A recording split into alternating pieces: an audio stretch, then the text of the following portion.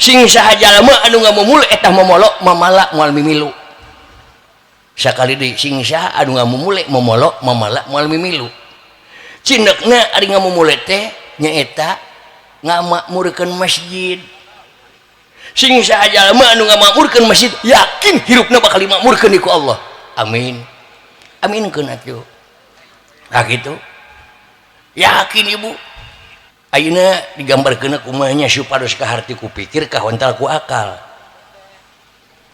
ieu lirik ibaratnya eta agama ramuk simukuring lirik ibarat rukun Islam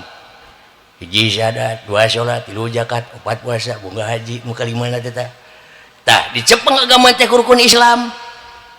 upami urang teu ngalaksanakeun munggah haji nah bakal urang teh bakal disebut boga keneh iman gitu biasa naon samargina